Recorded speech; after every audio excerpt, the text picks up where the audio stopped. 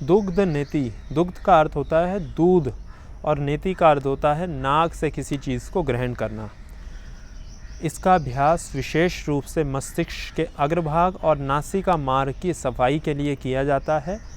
यह अभ्यास पूरी तरह से जल नेति के अभ्यास से ही मिलता जुलता है। अंतर केवल इतना है, जल नेति में गुनगुने पानी में नमक डालकर अभ्यास किया गया था और इसमें हम दूध के साथ अभ्यास करेंगे। जल नेति, जिस प्रकार से जल नेति का लोटा आवश्यकता पड़ी थी, उसी प्रकार से इसको करने के लिए भी जल नेति के लोटे की आवश्यकता पड़ेगी।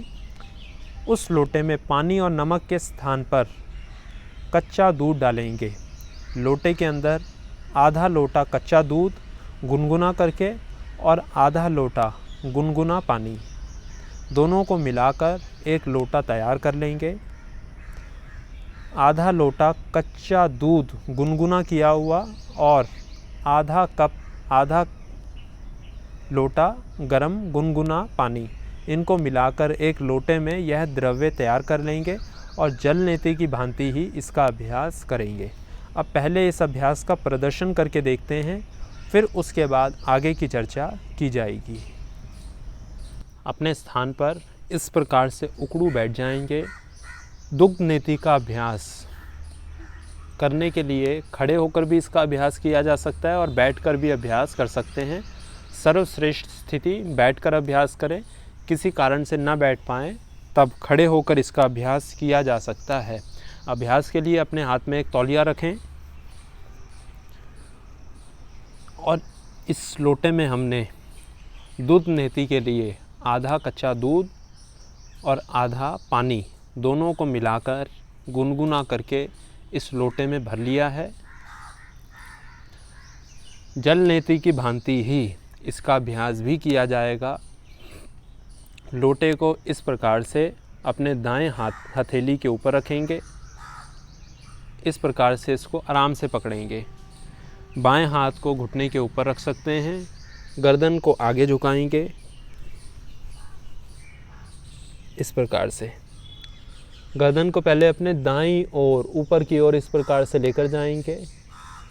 हाथ को ऊपर लेकर जाके इस लोटे के अग्रभाग को अपनी दाईं नासिका के अंदर डालेंगे और मुंह से सांस भरना आरंभ करेंगे।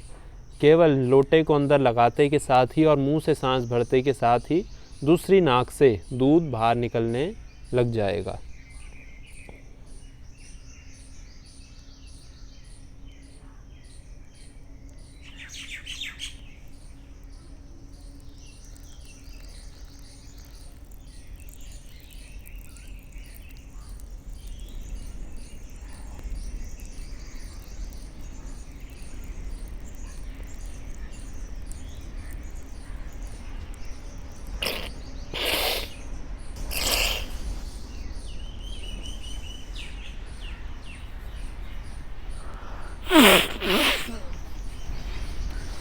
और अब इस अभ्यास को दूसरी तरफ से भी करेंगे। बाएं हाथ पे लोटा इस प्रकार से पकड़ लेंगे।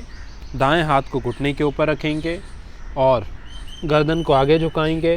बाईं ओर ऊपर की तरफ करेंगे और बाईं नाक में लोटे के अग्रभाग को लगा देंगे और मुंह से सांस भरना आरंभ करेंगे।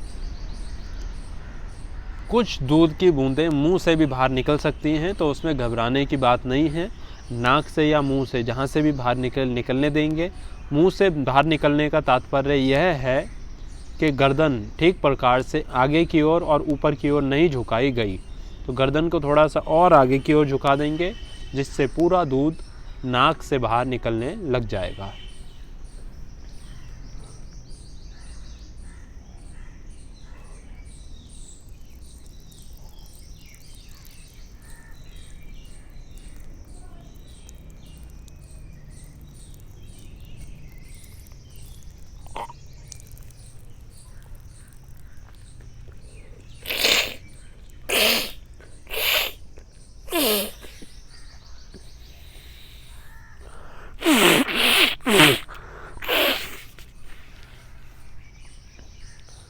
इस प्रकार से दूध नेति का अभ्यास दोनों तरफ से करेंगे। आधा आधा लोटा दोनों तरफ से इसका अभ्यास करेंगे।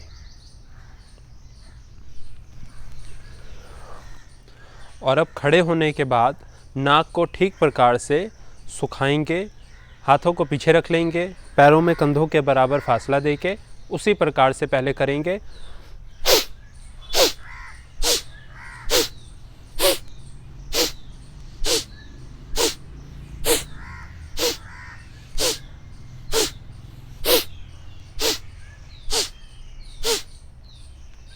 वापस आएंगे,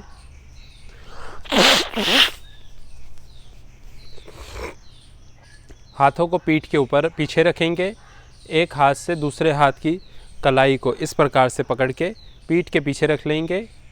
सांस भरते हुए धीरे धीरे पीछे जाएंगे और गति के साथ सांस बाहर।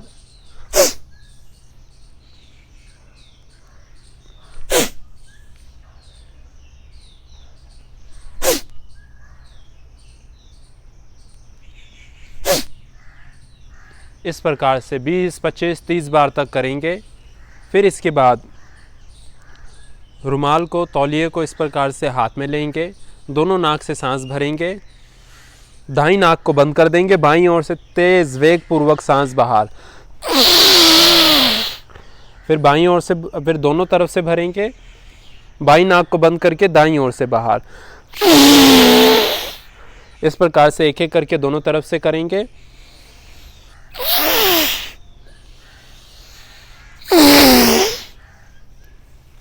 यह भी दोनों तरफ से 8-8, 10-10 बार तक करेंगे, जब तक ना लगे कि नाक ठीक प्रकार से सूख गई है। यह 2 दिन अभ्यास करने के बाद 2 मिनट अपने स्थान पर खड़े हो जाएंगे या फिर टहल लेंगे आसपास में और सामान्य रूप से सांस भरेंगे। सामान्य रूप से सांस भरने के बाद अब लगभग 30 सेकंड से 45 सेकंड के लिए अपने गर्दन को, पीठ को, नाक को आगे झुकाकर इस प्रकार से खड़े हो जाएंगे। इससे जो नाक के ऊपरी भाग में यदि कुछ दूध या पानी फंसा हुआ होगा तो वह धीरे धीरे नाक से बाहर निकलना आरंभ हो जाएगा। यहाँ पर आकर मुंह से सांस भरेंगे।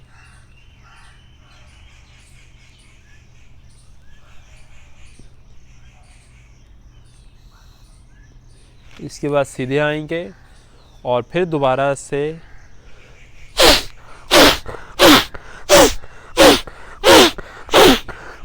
ऐसा करने से जो भी पानी और दूध और फंसा हुआ होगा या नाक का जो मल होगा वह ठीक प्रकार से बाहर निकल जाएगा।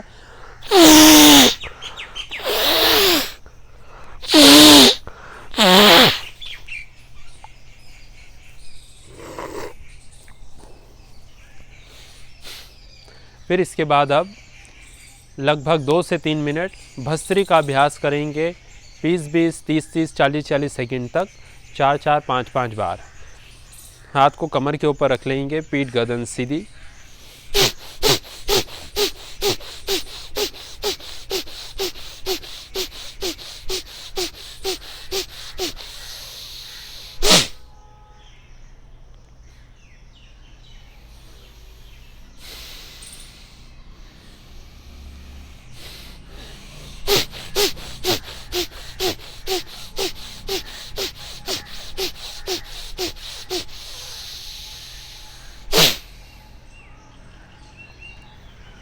और इस प्रकार से यह सब अभ्यास धीरे धीरे करके नाक को ठीक प्रकार से अच्छे से साफ कर लेंगे, जिससे नाक के अंदर बिल्कुल भी पानी या दूध जमा हुआ न रह जाए।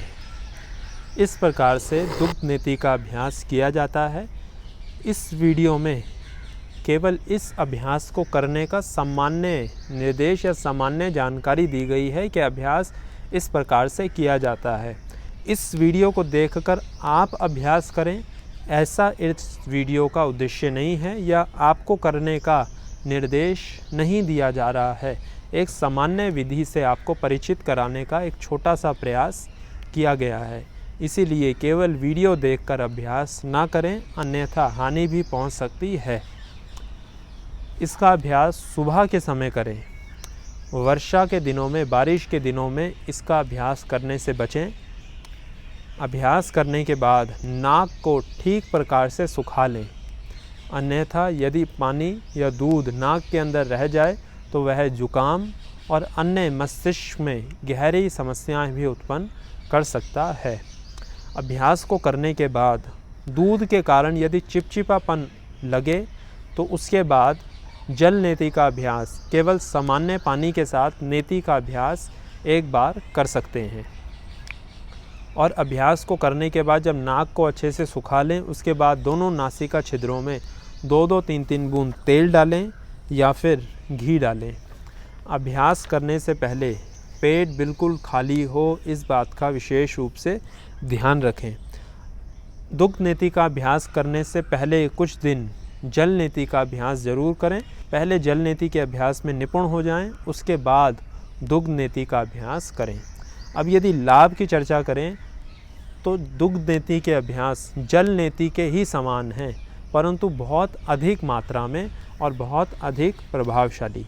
जल नेति के ऊपर जो वीडियो बनाया गया था उस वीडियो को देखें। उस वीडियो में लाभ के ऊपर बहुत ही विस्तार से चर्चा की गई है। उस वीडियो का लिंक डिस्क्रिप्शन बॉक्स में दिया गया है। दुग्ध नेति का अभ्यास मस्तिष्क पर मानसिक स्तर पर नेत्रों के लिए और अन्य आंतरिक मांसपेशियों के लिए जल नेति से बहुत ही अधिक गहरे प्रभाव और लाभ हमें प्रदान करता है। सावधानियों के रूप में इतना ध्यान रखें, आँख, मस्तिष्क, नाक से संबंधित कोई गंभीर रोग होने पर चक्कर आने की स्थिति में इसका अभ्यास ना करें, और जिन लोगों को अभ्यास करना भी हो वह भी पूर्ण जानकारी के साथ और विशेष मार्गदर्शन में ही अभ्यास करें। वीडियो देखकर इसका अभ्यास ना करें।